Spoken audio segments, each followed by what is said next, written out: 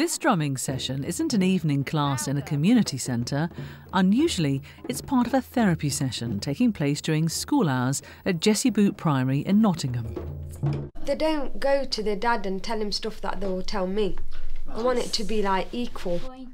Jessie Boot is just one of many extended schools across the country, which are working with their local authorities and providers and with other schools to offer a range of integrated services to their communities. So I was wondering if I could bring the inhaler in. I wasn't sure, so I thought I'll come and ask you. What's different at Jessie Boot is that its extended provision focuses on the physical and emotional needs of the community it serves. So why did Jessie Boot Primary decide to place this emphasis on health? We spent a day at the school to find out.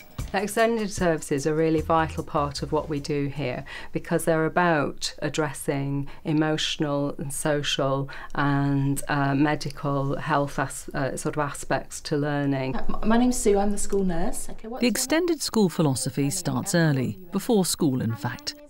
You're age 9, okay. Every Wednesday morning between 8:30 and 9:30, prescribing nurse Sue runs a drop-in centre in the school's health suite. I'm a bit concerned about Emily's diet. I'm a bit worried about her weight. Parents come in, usually they bring their children when they first come to school in the morning if they're worried about their health at all, coughs, colds, lumps, bumps, rashes, that sort of thing. Well, what we'll do today then, Emily, is we'll weigh and measure you, okay, see how well you're growing. Is that okay? Yes, that's fine. Good. Okay, and then we'll just ask you some questions about what sort of food that you like to eat. What's your favourite food? Chips. Chips, that I see. And do you think that's a healthy food to eat? Not really. Do you eat any vegetables and fruits? Okay, that's good. Chips are fine, but you need to have some vegetables and fruit to go with that as well. It sounds as though, from what I've discussed, that she's eating quite a balanced diet. She is eating... Trying to get into the doctors to get the advice that I need is quite difficult, and it's a lot easier knowing that the school nurse is available. If I need to speak to her, I can ring her and she'll make an appointment to see me up here. Okay, so if you want to come over to my scales, so that's 29 kilos. And you are 138 centimetres. Right, Emily, you're 9 years old, aren't you? And you weigh 29 kilograms, which is bang on the 50th centile. That means you're absolutely average for weight, okay? And then if we look at your height, you were 138. So you're tall but perfectly formed. Sometimes I'll spend half an hour with the school nurse, whereas seeing my doctor you get the 10 minutes.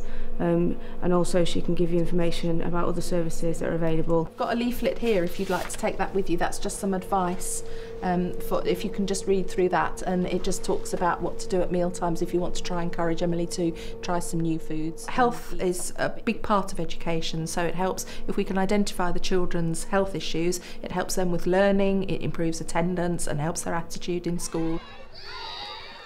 It's not just the physical well-being that is considered important at Jessie Boot, it's the emotional well-being of the whole family. After break, there's an opportunity for parents to play. What we're going to be doing is getting you to communicate through your drums or whatever instruments you're playing. What I'd like you to do is think about your eldest child and going round the room, drum them. So if you want to start, and just a brief drum on why, how different. So quite quiet? Yes. Relate to You is a pilot project aimed at encouraging parents to resolve their own issues and to improve their communication with their children through the medium of drumming. A range of issues come up during these sessions, from domestic abuse to gender, cultural issues, issues around parenting, bullying, about their children's work at school. So we work with them to help them understand what they're experiencing. So does this give you a sense that maybe there's another way outside of screaming that might help you communicate better? Yeah, it just makes you think the way you're communicating could be a better way. What we seem to be seeing is that when parents feel happier about who they are, they're happier about how they parent, and ultimately that has to be good for the child. Last week Nikki took home a drum to experiment using it with her children. So, well, I took this one home. It was absolutely amazing. My son is 11, nearly 12. Doesn't communicate, everything bottled up. We sat here, he was playing it, just normal. And I started to speak to him and everything came flooding out. Right. And while he was playing it, he forgot everything around him. So it was all the questions I was asking him about school. Or if I asked him about school, yeah, all right, whatever, see ya, and he's gone. Where, oh, I had a really bad day, Mum. It was really bad. Where before, yeah, whatever. That's the only communication we got from him. Do you feel now that you've got the boundaries back, that that's allowing you to do things differently? Definitely. Right. It's 12 o'clock and it's the first sitting for lunch. For some children, there's an opportunity to visit an informal drop-in centre run by Leslie, a counsellor with Think Children, an organisation which provides support for children who may be having emotional problems. Issues can range from bereavement, bullying, it could be separation, loss, divorce, and transition too. What your Teddy's going to protect you from? Bad things. What sort of bad things? Bad people. What bad people? Bullies. Has that been happening still? Have you told anyone about it? Only you. Only me. Do you remember what we said about collecting evidence about how often it's happening and the little book that we made? What would you like to do about it? Don't know. What do you feel as though you want to do? I want to tell her that I don't want to be a friend, but I can't. Right. What about trying some writing or a note or something? To write a note now. Well, I just feel that you can let stuff out and, you know, it feels much better to just talk about it and get it sorted out. You feel more grown up about things. So it looks as though you're making the border fit neatly around the edge. Yeah, and make it look neat. What does that mean to you to present your note really well to this person? I actually mean it. Because that means that you actually mean it. It's like official, is it? Yeah. I see. I think this approach is effective because it's child-led, there's no agenda.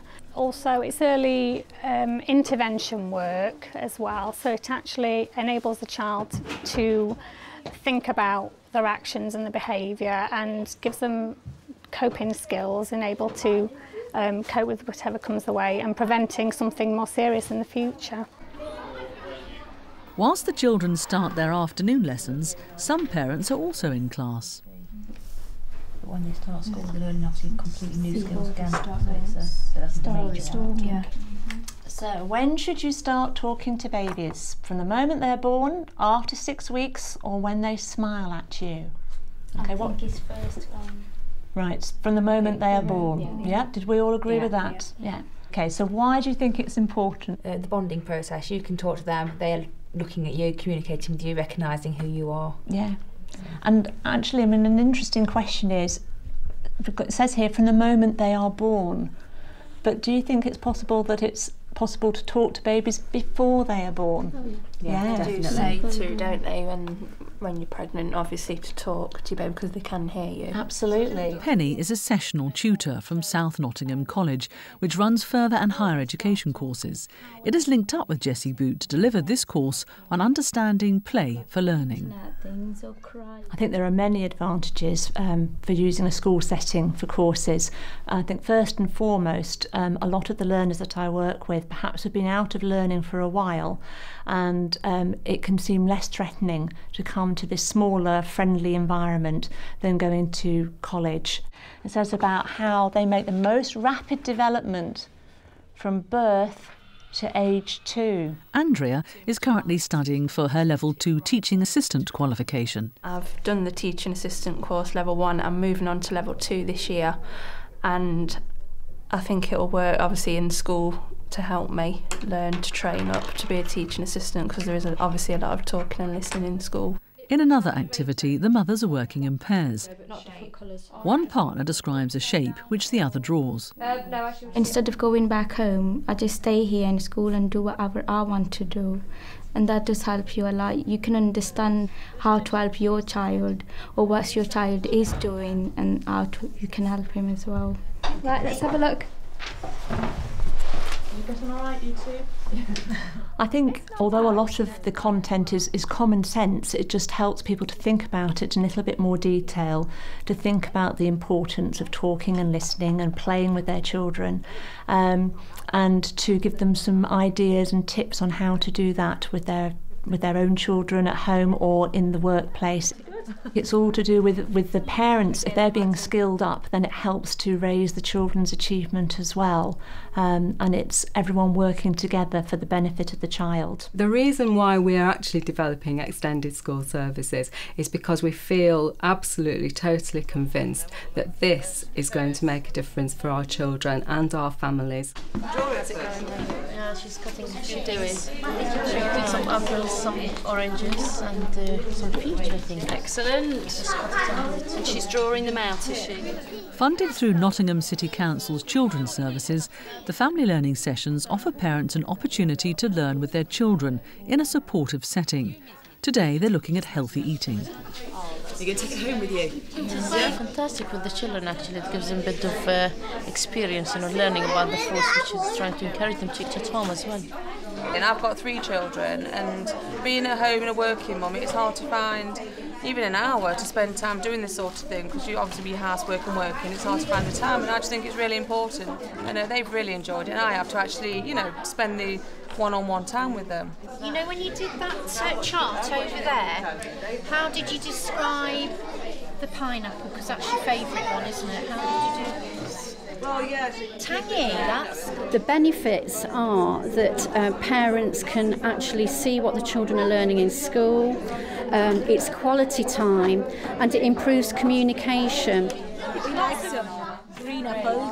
Yes, he said green apples, hard apples and pears. Often parents coming into family learning have had, not all parents, but a good proportion of parents maybe haven't had the positive learning experience themselves.